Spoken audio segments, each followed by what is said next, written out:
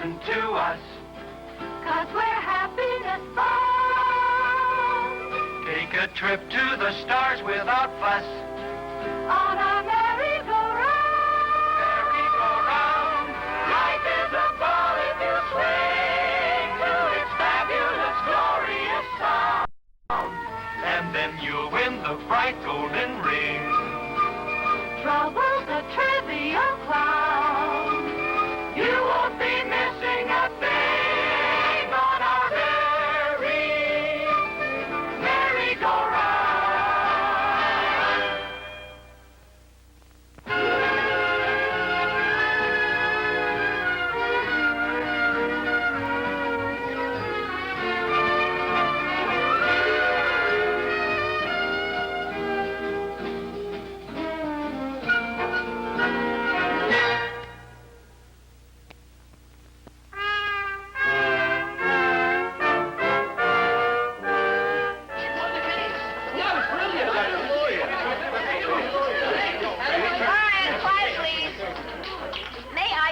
On behalf of my client, recognized as the undisputed wrestling champion of the world in the states of Wyoming and South Carolina, that both Prince Kong and myself are delighted with the decision because, well, we won, and in straight falls. Okay. Oh, no, Prince, no. Has my mother arrived yet? No, sir. Don't forget, your new prospects, the Fidelity Chemical people, will be here. Yes, I know, at 3 o'clock. And all I've got to do is think of some way to get her out of the office before they arrive. Then I've got to pray that they haven't seen this. Oh, bonjour, Paul. Mother, why is it wherever you are, wherever you go, whatever you do, something always happens? You saw the picture. How could I miss? It drove the astronauts off the front page. Mom, it's also partly my fault. You've been working too hard lately. You're starting to look a little tired. Oh, that's not true. It's just that I don't look well in a headlock. Mom, now, I'm really very concerned. You've got to take it easy for a while, even if it's just for an afternoon. This afternoon. Look, it's a beautiful day out. Why don't you have Morton drive you into the country and pick some wildflowers? Or go down to the beach and hunt for shells. You know how you like to do that. Paul, I hate to interrupt, dear, but would you mind if I took the afternoon off? Well, I know how terribly busy we are, but an old friend's been calling. That's a good idea. Why don't you do that? Oh, you're such an understanding partner. Thank you, dear. Oh, Mother, and I don't want you to worry, because I've got everything under control. Of course you have, dear. Including the Fidelity Chemical account. It's a cinch.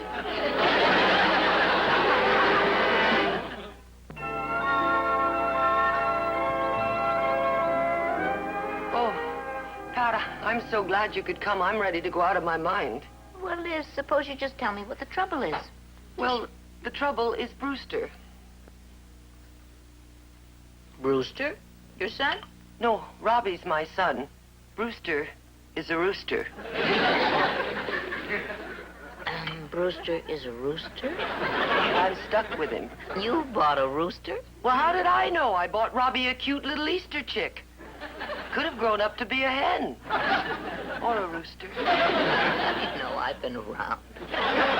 Anyway, you know it. At the crack of dawn, Brewster sounds off, and now the neighbors are threatening me with everything from a lawsuit to a lynching. The way I see it, you have two choices. You can either make your neighbors go to bed right after dinner, or you can get rid of the rooster. That's my problem. If I touch even a feather on Brewster's hide, it'll break Robbie's heart. Oh, for 2 days, maybe. Then he'd get over it. Anybody can get over a rooster. Hens do. Oh,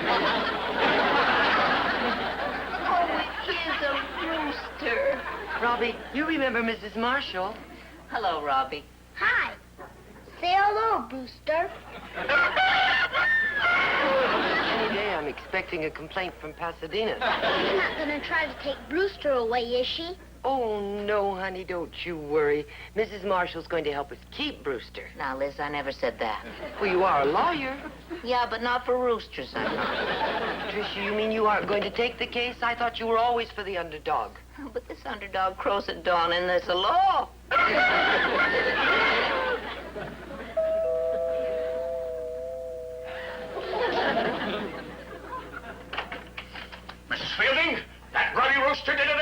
morning. He beat the sun by 6 minutes, 5:47. There he is. Come on, you banshee. Don't you touch him. It's that mean man again, Brewster. We better get out of here. I had to move out here for this. I left New York because those blasted taxi horns kept me up all night. Mr. Craig. I've been in California for 2 weeks now, and for 2 weeks I haven't had one good night's sleep. Every night when the late show goes off, that miserable rooster comes on. Madam, it is not funny. I'm sorry, but I never thought I'd hear two grown people arguing about a rooster in Beverly Hills. Stay out of this. I don't intend to get mixed up with a bunch of hens, too. I beg you your are- pardon? By what right do you come barging into a private home, threatening Mrs. Fielding, her son, and her son's beloved pet? What are you, a door-to-door earplug salesman? I just happen to be Mrs. Fielding's attorney. Good. Then you tell your client to get rid of that big-mouthed chicken, or I'll get rid of it for her. You lay one finger on that bird, and I'll have you up on charges before the Humane Society. Madam, you've had your chance. The next time I see you, it'll be in court.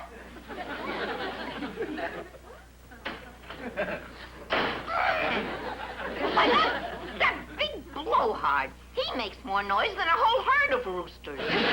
You're taking the case. Whatever made you think I wouldn't?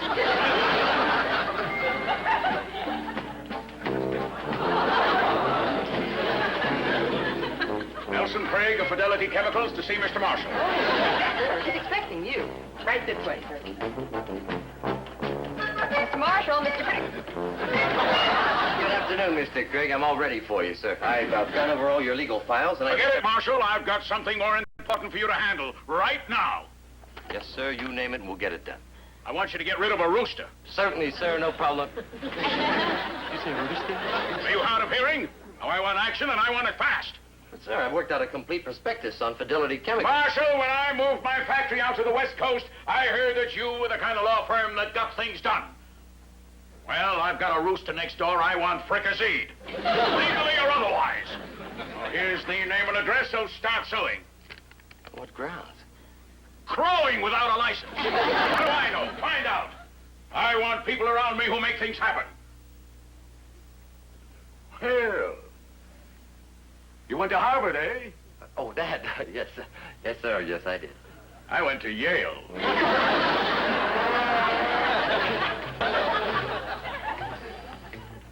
Mrs. Marshall, I thought you were taking the afternoon off. I came close to it. If anybody wants me, I'll be in the library. Under public nuisances. Relax, Mr. Craig. I guarantee you I'll get rid of your rooster. I'll file charges immediately on grounds of public nuisance. Well, I don't care how you do it, just do it. But you'd better be on your toes. That rooster has a lawyer, too. Good. Well, I'll be in touch with you, Mr. Craig. Yale men. Sally, I'll be in the library. I've got to see how Blackstone feels about chickens. Oh. Well, I meant to stay out of the office, Paul, but this new case came up. Did you get the Fidelity account? Oh, well, it seems at first our patience and resources are being put on trial with a little personal matter. Well, that seems pretty ridiculous. Didn't you tell them you went to Harvard? They went to Yale. What are you working on? Oh, a very provocative case, a new client. Oh, do I know? I don't think so. What's his name? Brewster. George Brewster? Nobody you know, dear. I don't think he went to Harvard. He's a sort of rural character. What are you looking for? Well, oh, me? Oh, no, I just need a few more references for the Fidelity case. It's something to bother you with.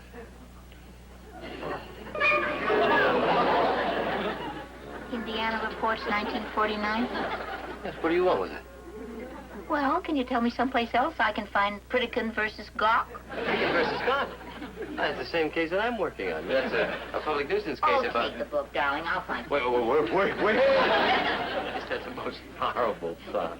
Your rural character wouldn't happen to be a rooster. Owned by a Mrs. Elizabeth Field.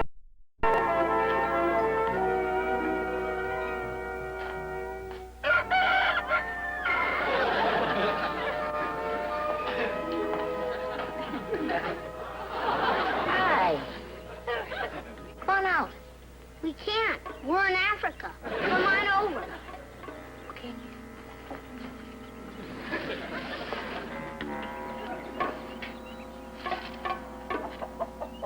Hey, it's nice here in Africa. Why don't we all have a little chat? Okay, but let's go over to Brewster's hut. He's tired. We've been on safari all day. Well, lead on, Bowana.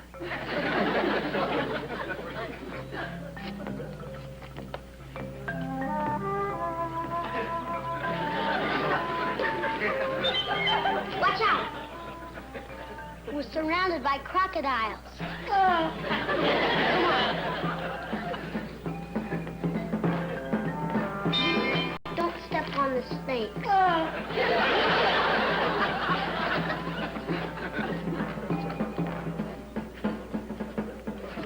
I better go in first and check for savage beasts. You do that.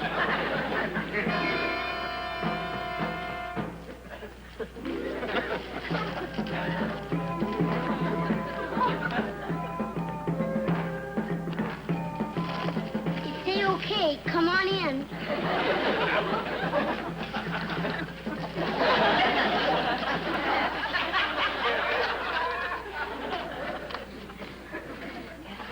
It's a bit cramped, isn't it? Not like in Africa for real. I can't live in Africa for real. I have to go to school. Don't I? Yeah, but you know, you and Brewster are absolutely right.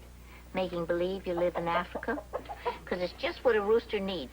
The country, the green plains, the wide open spaces. He sure does. Well, then, don't you think it's wrong to make him live in Beverly Hills? Why? He was born here. But does he belong here? You know, all the roosters in the world live in the country. Because they're not as smart as Brewster. Do you know how smart he is? Even when he's asleep, he knows the sun's coming up. He doesn't need an alarm clock. Yeah, well, from what I hear, neither does Mr. Craig. Oh, him. Now, look, supposing Mr. Craig owned Brewster, and he woke you up every morning at 6 o'clock.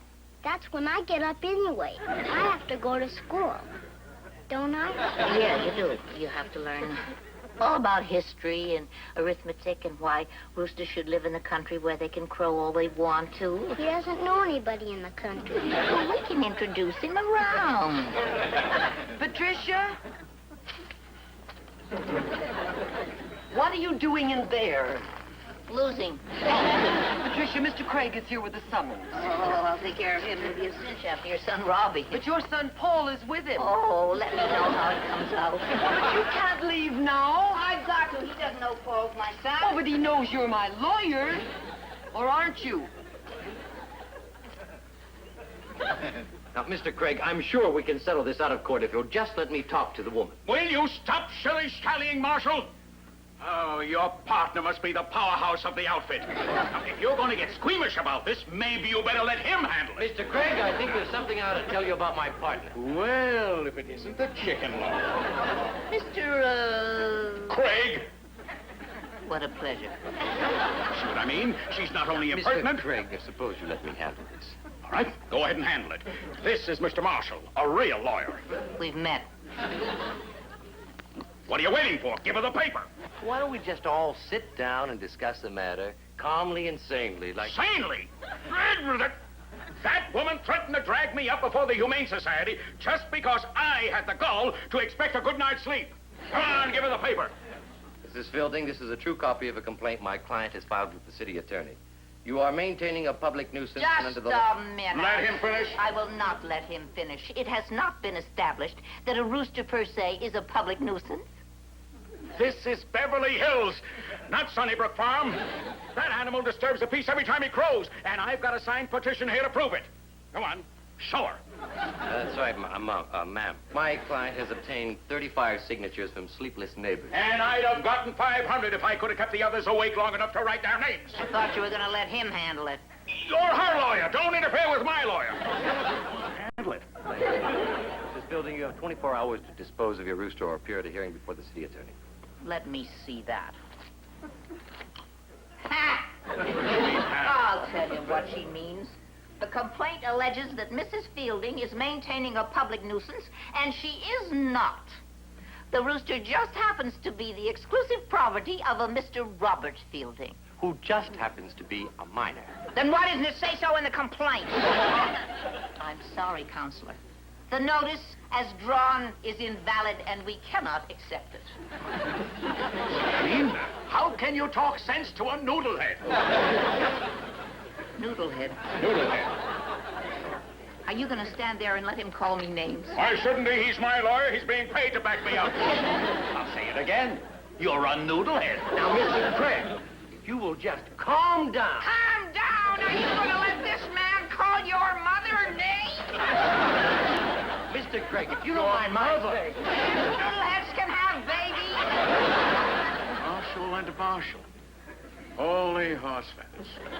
You're the junior partner of a chicken lawyer. Chickens are better clients than fatheads. Now, Mr. Craig, you are out of line. My mother was merely trying to help a dare friend. apologize. If I'm a chicken lawyer, I'm the best in the business. I wanted a lawyer who made things happen, but not to me! Mrs. Marshall, on behalf of the firm, I want to thank you for your help.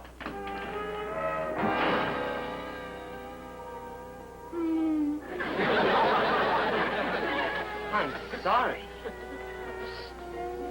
I made a mistake. Instead of giving Robbie a cute little Easter chick, I should have given him a hard-boiled egg. Oh, this is not your fault. Why couldn't Robbie have asked me for a dog? Or even a cat? But not my son.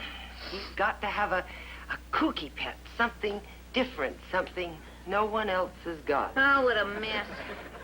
Paul's going to lose his client. Robbie's going to lose... Liz, what did you just say about Robbie? That he's always got to have something different. Pat, I tell you, this kid is... Liz, if we could possibly get Robbie to give up his rooster, do you know anybody that would take it? Well, Robbie's cousin Dickie is always asking Brewster to spend the night. You'd never get Robbie to give him up. I just might. But we'll have to work fast because the city attorney's meeting is tomorrow, and this is what we're going to do.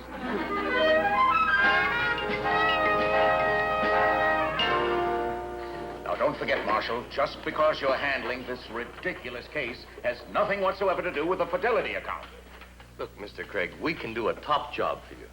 Well, my mother may get a bit carried away at times, but she's got a brilliant record in corporate litigation. We want Brooklyn!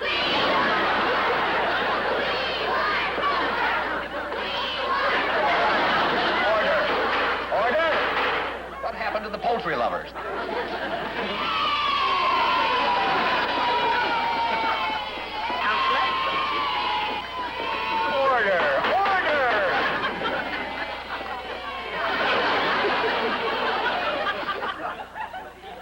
Marshall, please read the complaint.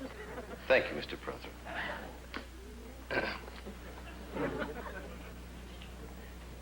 Whereas, on or about October the 1st, a peaceful urban community has been shaken out of its bed each dawn by a crowing rooster. Mr. Prothero, if I may interrupt my learned colleague, the complaint, I'm sure, is beautiful, with rhetoric worthy of Aristotle himself. But as of a few moments ago, it is completely without foundation. Somebody killed the rooster? No! Alive and happy. Order! He's just trying to stall. Read the complaint. Mr. Oh, Prothero. the whole matter's been settled. Then what am I doing here? It just happened, Charlie. Charlie? How come you call him Mr. Prothero? We're in great shape. There's no doubt in my mind that your distinguished counsel could establish without a doubt that a crowing rooster in Beverly Hills does constitute a public nuisance. But, Mr. Craig, how would you fill the aching void in the life of a lonely and only child? The answer is obvious. Another animal, a dog perhaps, or a cat. But Robbie is an unusual boy, and only an unusual pet appeals to him. Our job, then, was to find a suitable and silent substitute for Brewster the Rooster so that peace could reign once again in Beverly Hills. Well, we've done it. Brewster's moved away, and he's now living happily with Cousin Dickie.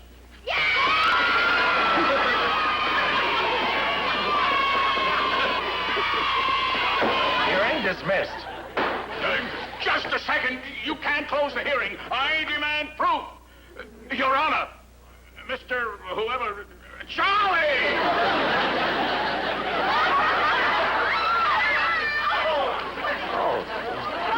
An iguana?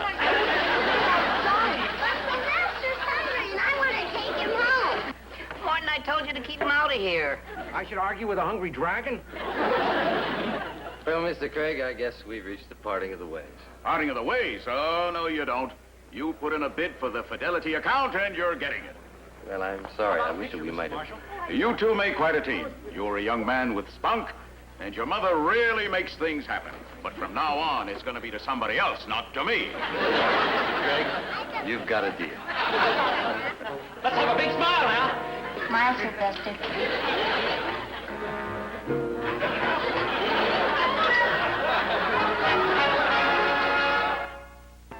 But I'm forced to admit, Mother, Clyde Beatty couldn't have handled the case any better. Then you aren't angry with me anymore. How can I stay angry at the maddest, most unorthodox mother the man ever had? Oh, thank you, dear. Well, there's only one thing I'm not quite clear about. Where does Robbie's cousin Dickie live? Oh, I haven't the slightest idea, but I hope it's Zanzibar. Amen. Good night, dear. I'll see you in the morning. Good night, Mom.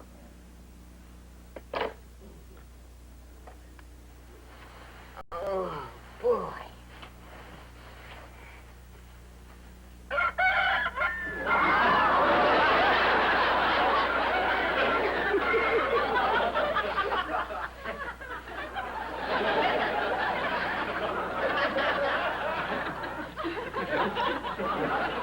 Zanzibar. Cousin Dickie lives here.